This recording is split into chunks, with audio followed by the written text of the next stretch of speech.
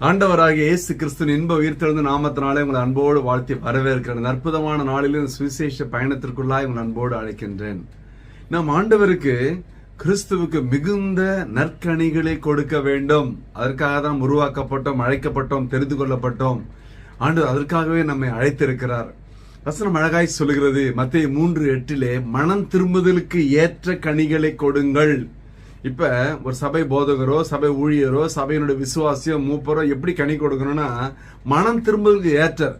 அவரே தாறுமாறா இருந்தா அவரை பார்த்து வளர விசுவாசி எப்படி இருப்பாங்க? ஒரு பெற்றோர் ஒழுங்கா இருந்தா பிள்ளைங்க ஒழுங்கா இருப்பாங்க இல்லைங்களா? பெற்றோரே தாறுமாறுன்னு வைங்க, அப்ப எப்படி இருக்கு வாழ்க்கை? மனம் திரும்புதலுக்கு ஏற்ற கனி. அப்ப தானாய் கனி கொடுக்க மாட்டாது. யோவான் 15:4 சொல்கிறது. அதே 15:4 என்னில் நிலைத்திராவிட்டால் கனி கொடுக்க மாட்டீர்கள். ஆண்டவரோடு பின்னி பிணைந்து இருக்கிற வாழ்க்கை. நீங்கள் என்னிலும் என் வார்த்தை உங்கள் நிலைத்திருந்தால் நீங்கள் கேட்டுக்கொள்வதோ அது உங்களுக்கு செய்யப்படும் என்று யோவான் 15:7 சொன்னாரு. அப்படி என்றால் ஆண்டவரும் இணைந்திருப்பது, தன்னிச்சையாய் செயல்படுவது அல்ல. நம் கனி கொடுக்க ஆண்டவர் செய்வது என்ன செய்யறாரு? ஏசாயா 5:2 பாருங்களேன். அவர் அதை வேலி அடைத்து அதில் உள்ள கற்களை பொறுக்கி அதிலே நற்குல திராட்சை செடிகளை நட்டு அது நல்ல திராட்சை தரும் என்று காத்திருந்தார். என்னை சுத்தி வேலி அடைக்கிறாரு, எனக்கு எல்லா விதமான உரத்தை போட்டு தண்ணி ஊற்றி வளர்க்கிறாரு இல்லைங்களா? அப்ப நான் என்ன பண்ணணும்? இவ்வளவு செய்த ஆண்டவருக்கு நல்ல கனிகளை கொடுக்கணும் இல்லையா? அதை மறந்து தாறுமாறான வாழ்க்கை வாழ்வதற்கு அல்ல. அதான் முக்கியம் பாருங்க. ஏன்னா நாம் தம் கனியை தன் காலத்திலே கொடுக்கணும் பாருங்க. எப்பவுமே அந்தந்த காலத்துல அந்த கனியை கொடுக்கணும். அதான உண்மை, முக்கியம், தேவை அதுதானே. சங்கீதம் 1:3 சொல்கிறது, அவன் நீர்க்கால்கள் ஓரமாய் நடப்பட்டு தன் காலத்தில் தன் கனியை தந்து இலையுதிராதிருக்கிற மரத்தை போல் இருப்பான், அவன் செய்வதெல்லாம் வாய்க்கும். நீங்க தொட்டது தொடங்கணுமா? அவ என்ன பண்ணணும்?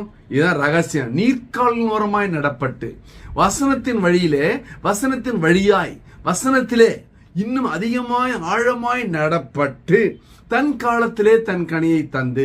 அப்படின்னா உங்களுக்கு வயசு இருக்கும்போது, வாய்ஸ் இருக்கும்போது, அன்பு இருக்கும்போது, ஆதரவு இருக்கும்போது, படிப்பு இருக்கும்போது, பலம் இருக்கும்போது, அழகு இருக்கும்போது ஊழியம் பண்ணணும். எல்லாம் முடிஞ்சு ரிட்டையர் ஆகி பல்லு போய் நடக்க முடியல, ஆக முடியலன்னா ஊழியத்துக்கு போய் யார் உனக்கு கூப்பிட்டாப்ப? கவர்மெண்டே வானான்னு தூக்கி போடுறான், அப்புறம் ஊழியத்துக்கு போறாராம். இருக்கிற வயசுல ஊழியத்தை செய். அப்படி எப்படி செய்யறது? அதுக்கு வேலையை விட்டு வர சொல்லல, ரிசைன்மெண்ட் வர சொல்லல. அந்த வேலையே ஒருத்தமா செஞ்சா ஊழியம் அது இல்லைங்களா? அரசாங்கத்தை வாங்குற சம்பளத்துக்கு 8 மணி நேரம் ஒழுங்கா செஞ்சால பெரிய விஷயம். அதான் சொல்றாரு, தன் காலத்தில் தன் கனியை மட்டுமல்ல முதிர் வயதிலும் கொடுக்க முடியும். சங்கீதம் 92:15 சொல்கிறது, அவர்கள் முதிர் வயதிலும் கனித்தந்து புஷ்டியும் பசுமையுமாய் இருப்பார்கள். ஹல்லேலூயா, ஹல்லேலூயா.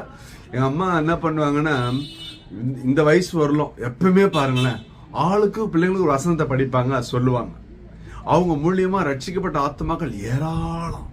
என் பிரசங்கத்தை ஒன்னு விடாம எழுதிடுவாங்க பாருங்க. எவ்வளவு பெரிய ஆசீர்வாதம். முதிர் வயதிலும் கனி தந்து. ஹல்லேலூயா. அப்புறம் பாருங்க, உன் மனைவியும் கனி தருவாள் என்று ஆண்டவர் சொல்லுகிறார். எப்படி அது?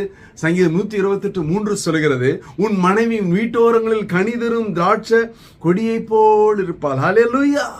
அப்ப வறட்சியான காலம் என்ன பண்ண முடியும்? எரேமியா 17:8 சொல்கிறது, மழை தாட்சியான வருஷத்திலும் வருத்தமின்றி தப்பாமல் கனி கொடுக்கிறதுமான மரத்தை போல் இருப்பான். அப்படின்னா வசனத்துல பின்னி பிணைஞ்சு வாழும் பொழுது வேலையில்லாத சூழ்நிலை, வருமானம்ல சூழ்நிலை ஆண்டவங்களை போஷிப்பார். எலியாவை காகத்து கொண்டு போஷித்த தெய்வம் இன்றும் ஜீவிக்கிறாரே. ஹல்லேலூயா. அப்ப இடைவிடாம செய்ய வேண்டிய ஒரு காரியம் உண்டு. எபிரேயர் 13:15 சொல்லுகிறது, ஒரு நாமத்துக்கு துதிக்கும் உதடுகளின் கனியாகிய ஸ்தோத்திர பலியை அவர் மூலியமா எப்பொழுதும் தேவனுக்கு செலுத்த கடவோம். ஹல்லேலூயா. ஸ்தோத்திரம் சொல்லிட்டே இருக்கணும் பாருங்க. எண்ணி சொல்றது இல்லை. 1000 ஸ்தோத்திரம் 2000 ஸ்தோத்திரம் இல்லை, முடிஞ்சவர்னு சொல்லு. ஹல்லேலூயா. அப்பதான் ஆவியின் கனி வாழ்க்கையில காணப்படும். இந்த அற்புதமான நாளில ஆண்டவருக்கு கனி கொடுக்கிற பிள்ளைகளாய் கர்த்தர் நம்மை மாற்றுவாராக. ஒரு விச கண்களை மூடுவோம். ஹல்லேலூயா, ஹல்லேலூயா, ஹல்லேலூயா. அப்பா ஸ்தோத்திரம் ஆண்டவரே, எங்களை உமக்கு ஏற்ற பிள்ளைகளாய், கனி கொடுக்கிற பிள்ளைகளாய் தேவன் எங்களோடு பேசின திருவார்த்தைகளுக்காக நன்றி. கேட்டு கீழ்ப்படியே கற்றுத்தாருங்க ஆண்டவரே. கேட்ட மக்களுடைய மனதிலே ஒரு பெரிய மாற்றம், மறுமலர்ச்சி உண்டாகட்டும். தடைகளை முறித்து போடுங்க. இயேசு கிறிஸ்து இன்ப உயிர்த்தெழுந்த நாமத்தினாலே தேவன் நடத்தும்படியாய் ஒப்பு கொடுத்து ஜெபித்து ஜெயம் எடுக்கிறோம். ஜீவன நல்ல பிதாவே, ஆமேன், ஆமேன். கர்த்தர் உங்களை ஆசீர்வதிப்பாராக. Praise the Lord.